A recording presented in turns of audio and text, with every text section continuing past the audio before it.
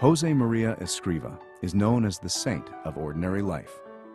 It was Escriva who founded Opus Dei, meaning the work of God, on the principle that people can find God right in the middle of their everyday lives. Yo no he fundado el Opus Dei. El Opus Dei lo ha hecho, es cosa del Señor. Yo no he sido más que estorbo. ¿Está claro? Josemaria had a powerful vision that deep spirituality could infuse every aspect of people's lives, and they could love and serve God in their everyday work, with their families and in their friendships. Tú y yo debemos ser rebeldes de los otros, de los que dan soluciones. Soluciones de justicia y soluciones de caridad. Soluciones de cristiano. He was a priest who spent his life teaching ordinary people that living for God is not just for priests and nuns. Sed santos como es santo mi Padre Celestial. Y eso no lo dice solo a los que llevamos estas cosas, ¿eh? Dice a todos, a todos.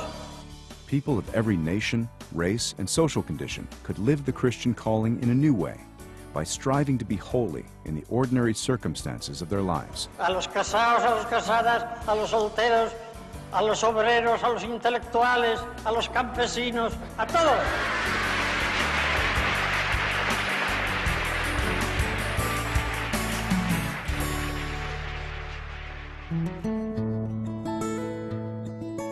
Josemaria Escriva's openness to the will of God began at an early age.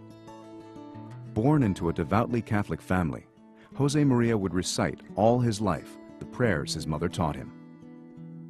He suffered many hardships as a child. His 3 younger sisters died. His father's business collapsed, and the family had to move to another city where they struggled to get by. When he was 15, he began to sense that God had a special mission for him. He had dreamed of being an architect, but instead became a priest to be ready for whatever God was asking, praying fervently, "Lord, let me see what you want." During a retreat in Madrid, God showed him what he wanted. It was Opus Dei, a part of the Catholic Church that spreads the remarkable message that a person can find holiness in ordinary life. Father Josemaria would dedicate his whole life to developing Opus Dei. Whenever he was asked about what happened that day, he would simply respond, "I saw Opus Dei." But I think it's clear that from that very moment, he understood that ordinary Christians were called to holiness in their work and in the middle of the world, and that he was called to start an organization that would spread that message. The circumstances could not have been more challenging. Escriva was a poor, unknown priest, no financial resources, helpers, or patrons. 1930s Spain was boiling with anti-clericalism. Priests were under attack. Churches and convents were burned. Nevertheless, relying on the power of prayer, he set out on a search for people who could understand his message and dedicate their lives to spreading it. Surrounded by political turmoil, which was often violent, Escriva refused to take sides and taught his followers to understand pluralism and to love and respect freedom. Growth was slow. After 8 years, less than 20 people had joined Opus Dei. Then, war broke out.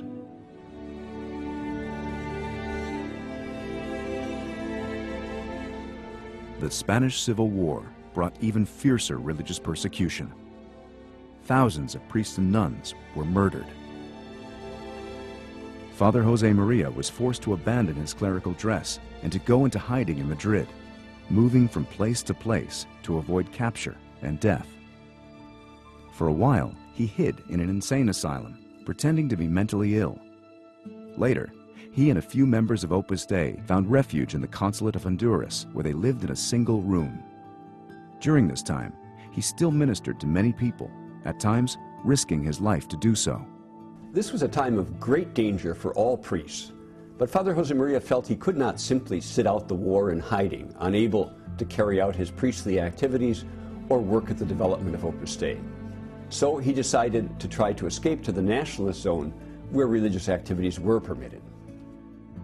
In the fall of 1937, Escriva traveled incognito to Barcelona, and from there joined a group of smugglers for a series of dangerous night marches through the Pyrenees Mountains into Andorra.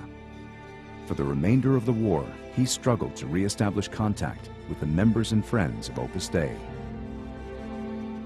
The Civil War left Spain destroyed. A few months later, the Nazis invaded Poland, beginning the Second World War that devastated Europe. Spain remained neutral, but suffered scarcity of food and extreme hardship.